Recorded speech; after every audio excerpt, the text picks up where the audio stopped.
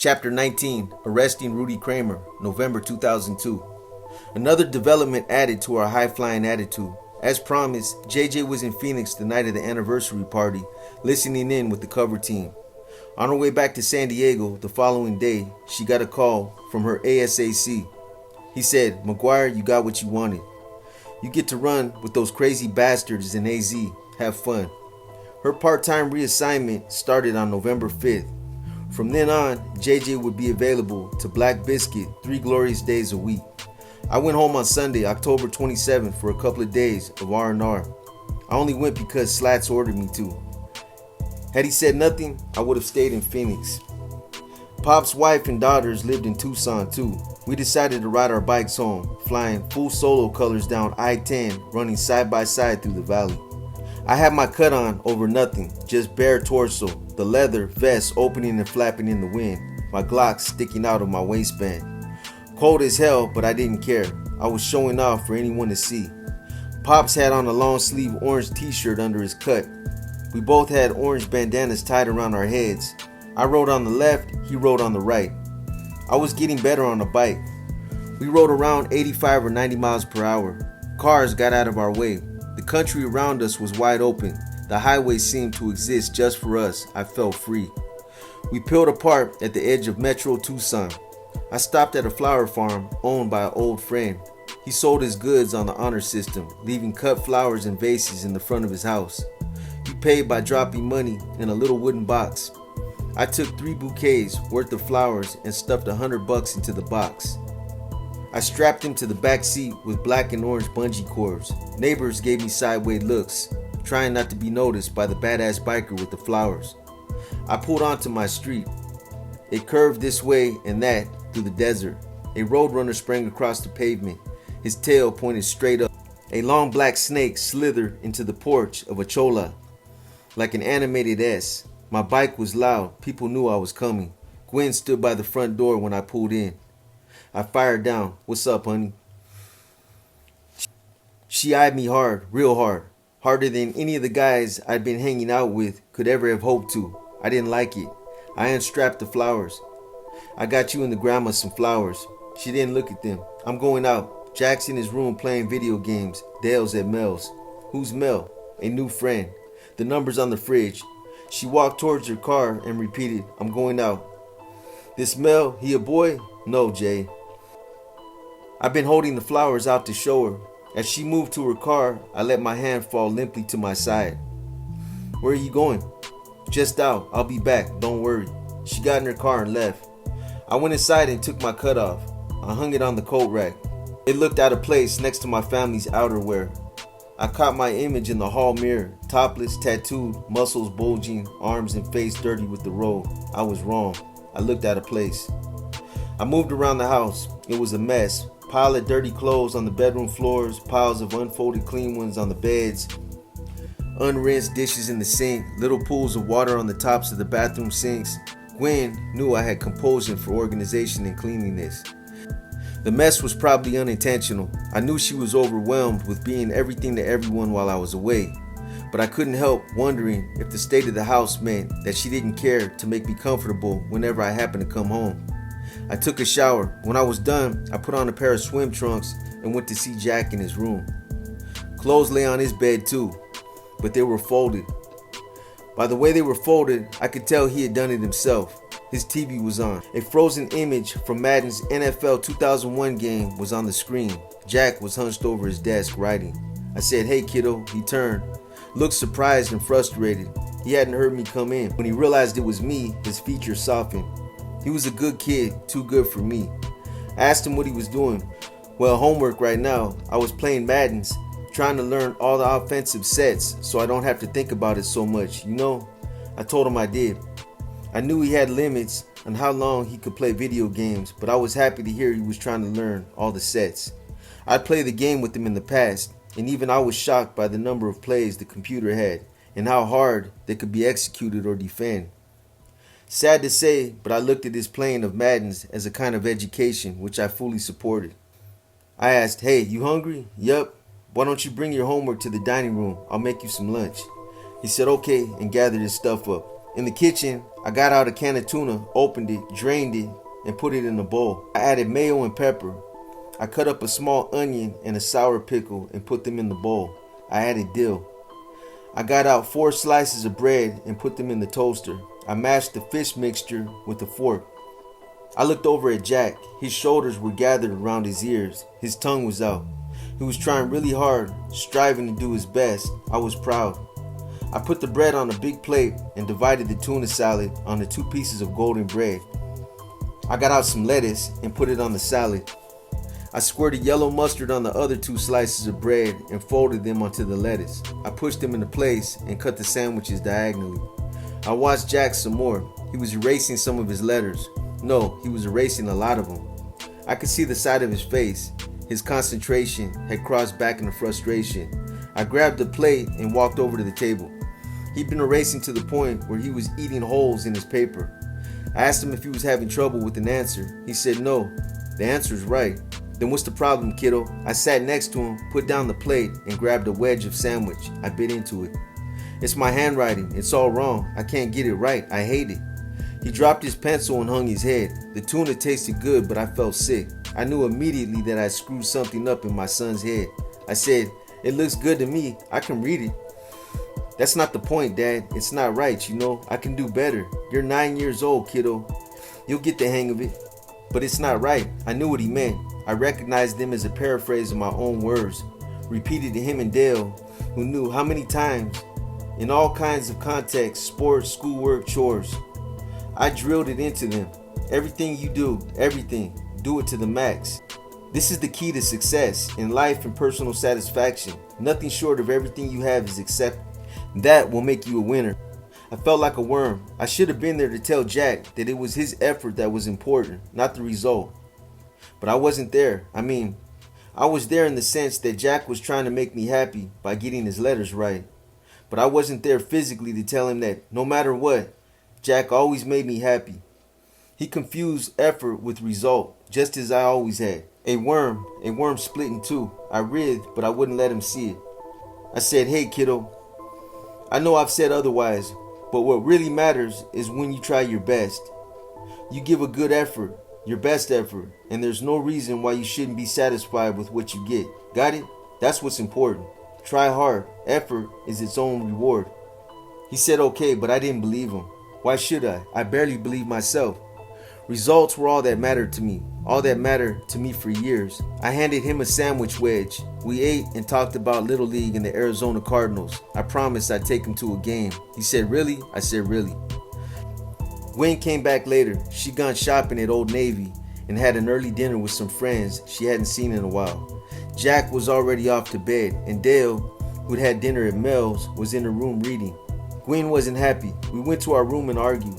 She told me she didn't want me showing up at home looking the way I did. She said it was hard enough for the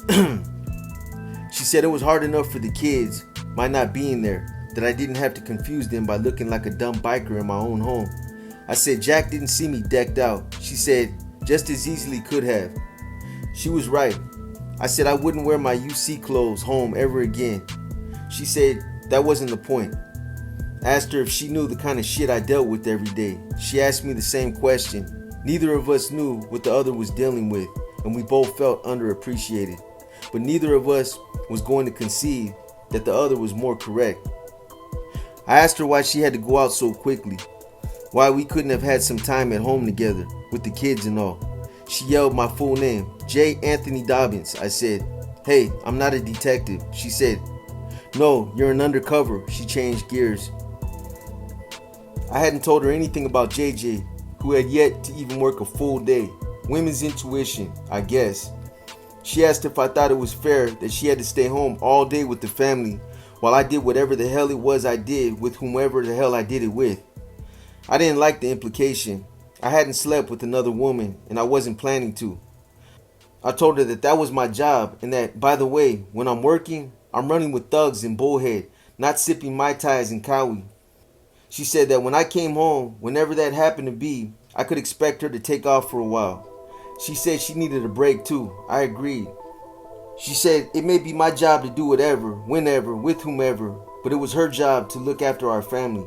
She put a particular emphasis on that word "are," as if I'd forgotten a fact. Maybe I had. No, I'd definitely begun to forget by then. Once again, I felt like a worm. But more than that, I felt angry for being made to feel like a worm. I was just doing my job, and I was good at my job, and I wasn't going to stop doing my job. I had to cool down. I went out to the pool and listened to the desert. There were crickets and coyotes. There was no moon. The stars were bright. Jack's light was out. Dale and Gwen's were on. I lit a cigarette and smoked it. I lit another and smoked it. I lit another and smoked it. November 2nd, and I was back on. I left the house wearing a tank top. Jack had given me 2 more rocks as I got ready to leave. Both were gray. One looked like a fist, the other looked like a fish. I stuffed them into my pocket. As Gwen had requested, I did not wear my cut. I waited until I got a safe distance from the house, pulled over, unstrapped it from my back seat, and put it on. I tied on my bandana. I got out my Glocks. I was Bird. I hooked up with Pops and went over to Doug's dam to buy some more guns. We hung out with Doug, his girlfriend, and a prospect named Hank Watkins. Hank had been a Tucson Red Devil who had requested to patch over. He was in his late 40s, more of an old school guy than an up-and-comer. He'd had some preliminary dealings with Rudy, but since his Angels prospecting phase had begun, he'd been ordered to cool it. Prospects are not allowed to conduct any illegal activity without express consent of their Angel superiors. Doug was his sponsor, and since they were together, nothing stopped them from selling us some iron. They had 2 choice pieces, an Intratec AB 109 mm Luger semi-automatic pistol and a Heckler & Koch Blue Steel semi-automatic 9mm pistol. They wanted $1,600 for both. It was more than I thought they were worth, but I agreed to the price. The H&K was a very nice gun. I went to the bank to get some extra cash and paid them. Pops and I hit the road. We rode hard through the valley once more, 95 miles per hour. Towers of red rock watched over us. Near Picacho, an ostrich farm stretched out to the west. The bike felt good between my legs. She was humming along. I'd gotten some ape hanger bars at the motorcycle shop in Kingman, and they were really comfortable to ride with. I thought about the case about Bird, about being enrolled.